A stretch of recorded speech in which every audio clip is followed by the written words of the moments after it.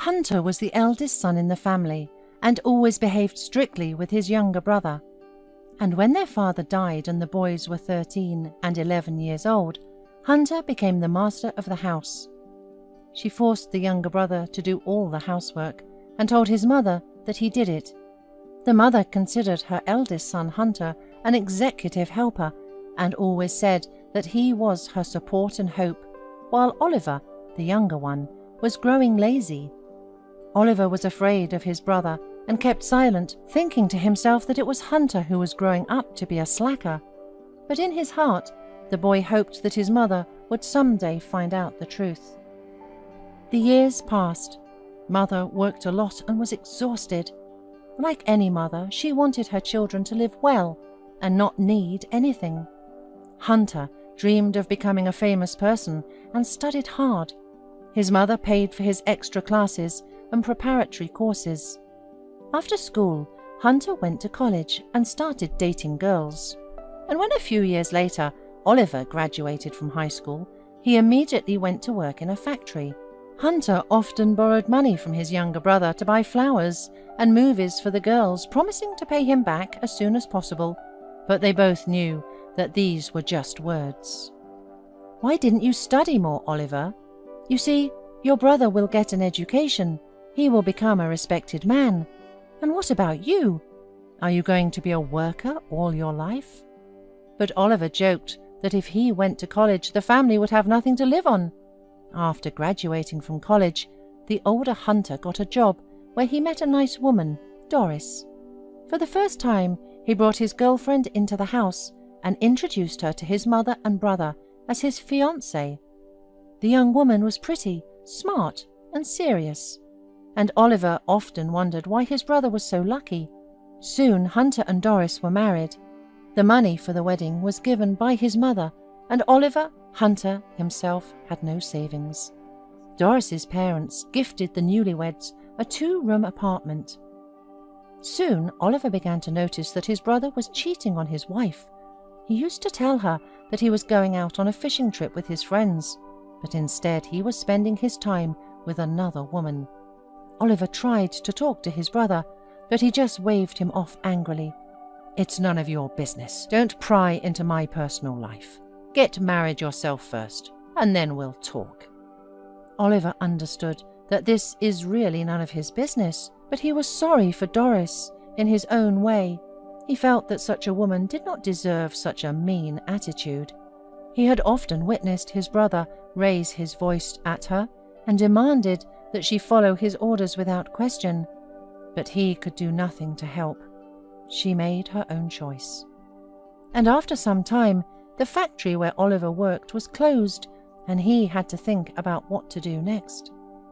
"You should have been studying, son," wailed the mother. "Look at Hunter. He got an education. Now he won't be without a job. And you? Where will you go now? Without an education, there's nowhere to go." "I'll try to start my own business," tried Oliver to calm her down. But his mother kept sighing, and Oliver withdrew all his savings and opened a small photo printing center. So a new turn in his life began. A year passed. Oliver already had enough savings, was constantly buying new equipment for printing, expanding the range of services. One day, Hunter asked him, "Brother, lend me some money. I don't have enough for a car." "Not enough?" asked Oliver.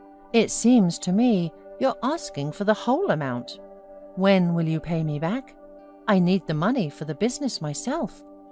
"I'll pay you back." "Well, won't you help your brother?"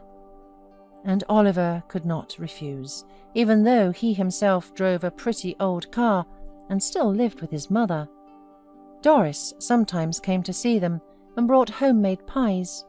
His mother was happy that Hunter had such a nice wife, and criticized Oliver for the fact that he was still not married. "When are you going to get married, you naughty boy? Look, your brother has a family and a car and a job, and you're just as talentless as you were." Oliver only smirked, but he did not want to tell his mother how his brother was really doing. "It's not my time to get married yet," he answered confidently, "but I won't lose my way, don't worry, Mum. You'll have time to babysit my children." But soon the mother fell ill. Oliver took her to various doctors, but to no avail. The woman's health was getting worse and worse, and there was no treatment because no one could make a diagnosis. Oliver began to drink frequently out of despair, out of the impossibility to help, and because he saw her torment. Hunter rarely visited his mother, and when she became ill and needed care, he told his wife with a tone of command, "Stay with my mother for now. You will take care of her. Do you understand?" "Yes, I don't mind helping your mother, but why do I have to live there?" asked Doris quietly. "Because she needs round-the-clock care. Quit your job or take a leave of absence at your own expense. I'll move your things today." Doris knew it was useless to argue with her husband if he decided something, and obediently went to her mother-in-law. Oliver, by then, was constantly drinking, eating nothing, and sitting in his room.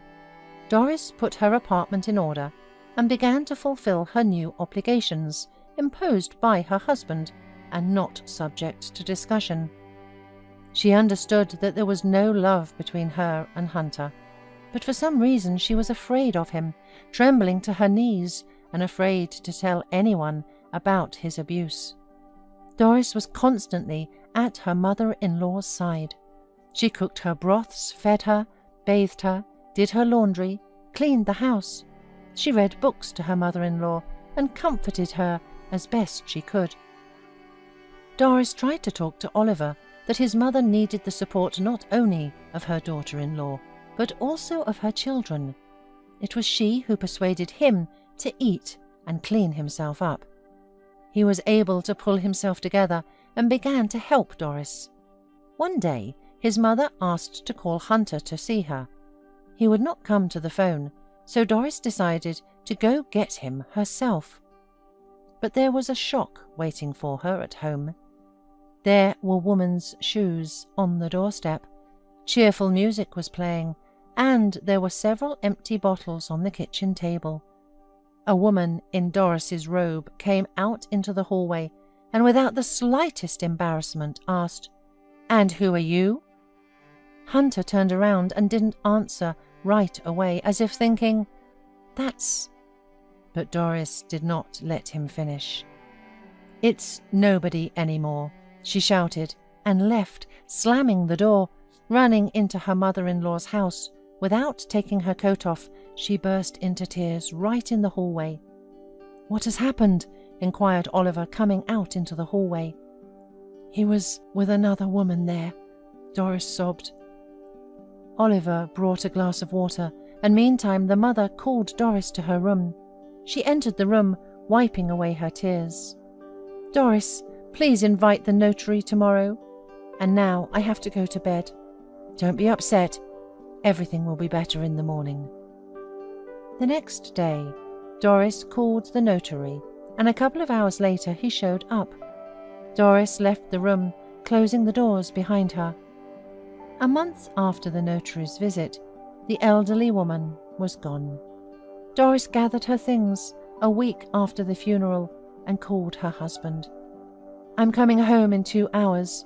I don't even want your spirit to be there. Clear my apartment of all your things." She returned home, and the apartment was surprisingly vacant. Doris called a handyman and had the locks changed right away. And on the threshold of the mother's apartment, Hunter was met by his brother. "There's nothing of yours here. Mother bequeathed this apartment to me," he said through the door ajar at a chain distance and showed a document. "But I'm ready to forgive you the debt on the car." Hunter kicked the door for a long time, yelling and threatening, but eventually was forced to leave. Oliver went back to his business. Soon he opened another copy centre and advertised for an administrator. And Doris, who had lost her job while taking care of her mother-in-law, was the first one that responded. Oliver happily hired her to work in the new shop. And soon he made Doris a proposal to marry him.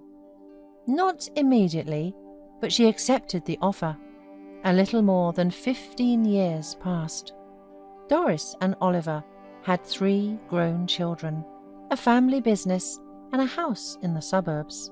And they heard about Hunter, that he changed many women. It seems he even got married. But maybe that was only rumors.